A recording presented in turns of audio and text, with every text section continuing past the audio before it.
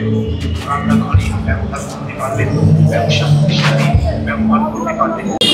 যে গণঅভ্যুত্থানের স্বাধীনতার 1 বছর পূর্তি হয়েছে, আজকে যে আপনারা দেখছি আপনি নাতিকে নিয়ে আসছেন, এই বিষয়টা কেমন লাগছে? খুবই ভালো লাগছে, খুবই ভালো। 1 বছর আগের কথা যদি মনে করি খুব কষ্ট হয়।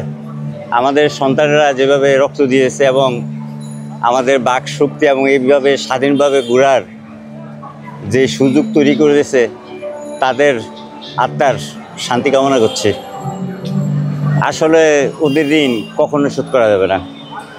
ওদের রক্তের বিনিময়ে আজকের এই ভালো লাগা এবং কথা বলা। আমি আমার ছোট নাতিটাকে নিয়ে আসছি যে আগামী প্রজন্ম যাতে তারা তাদের অধিকারগুলির ব্যাপারে সচেতন থাকে, এইটি আমার বক্তব্য।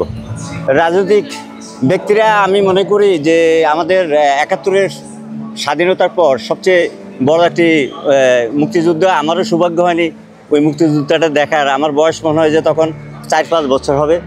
আমি 24টা দেখেছি। এখান থেকে স্বাধীনতার এই 53 বছর পেরিয়েও আরেকটি মুক্তিযুদ্ধ সংগঠিত হয়েছে, যেটাকে মুক্তিযুদ্ধই বলা যায়। আমরা এটা দেখেছি যে আমাদের প্রায় 1,500 নরনারী শিশুসহ তাদের জীবন দিয়েছে।